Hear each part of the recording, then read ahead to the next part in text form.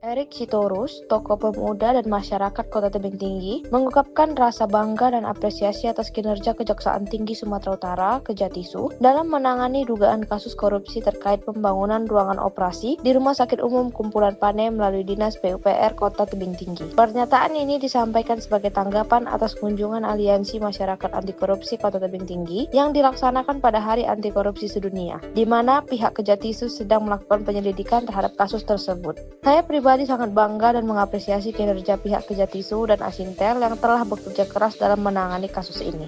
Penyidikan sudah berada pada tahap pengumpulan data dan bukti yang lengkap, dengan beberapa pihak yang telah dipanggil dan diperiksa beberapa kali terkait pembangunan ruangan operasi tersebut, ucap Erik saat diwawancarai tim Genus TV di kediamannya. Sebagai tokoh pemuda dan perwakilan masyarakat, Erik juga meminta kepada pihak Kejatisu untuk terus menjaga profesionalisme dan transparansi dalam penanganan kasus ini. Menurutnya, dugaan korupsi dalam proyek ini merupakan kejahatan yang sangat serius, sadis, dan biadab serta menciderai pelayanan publik. Pemerintah telah mengucurkan dana yang cukup besar untuk pelayanan kesehatan masyarakat Kota Tebing Tinggi, namun diduga dana tersebut telah diselewengkan oleh oknum-oknum yang tidak bertanggung jawab sehingga bangunan tersebut sampai saat ini tidak terpakai, ujar Erik. Erik juga mengingatkan Kejatisu untuk menuntaskan kasus ini hingga ke akar-akarnya. Ia mengkhawatirkan adanya pihak-pihak yang bersembunyi di balik dugaan korupsi ini dan menegaskan pentingnya untuk mengungkap siapa saja yang terlibat dan bertanggung jawab. Isu yang berkembang di masyarakat sangat kencang dan mengkhawatirkan karena dugaan kuat menyebutkan bahwa kuasa direktur dalam pembangunan ini adalah seorang kuli pengantar paket. Logikanya, bagaimana seorang kuli pengantar paket bisa mendapatkan proyek bernilai miliaran rupiah? Saya menduga ada pihak-pihak yang lebih besar yang terlibat dan ikut bermain, katanya.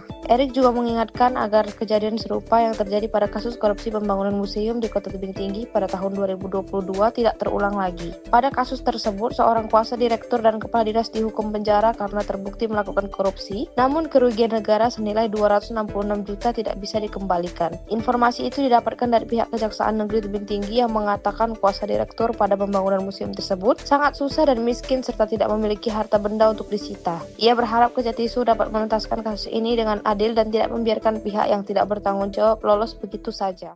Saya meminta kepada Kejatisu untuk benar-benar mencari siapa dalang dari pembangunan ruangan operasi ini dan menegakkan hukum yang seadil-adilnya. Saya akan siap untuk mendampingi Ahmad untuk terus berjuang dan mengawal kasus dugaan korupsi ini sampai tuntas, dan bila perlu saya akan menyampaikan berkas ini kepada Komisi Kejaksaan, Kejaksaan Agung, dan Bapak Presiden RI, Bapak Prabowo Subianto. Terima kasih. Sebagai tokoh pemuda, Erik Sitorus berharap agar langkah hukum yang diambil dapat memberikan keadilan dan menjadi pelajaran bagi semua pihak agar korupsi tidak lagi merajalela di Kota Tebing Tinggi. Demikian tim Genus TV melaporkan.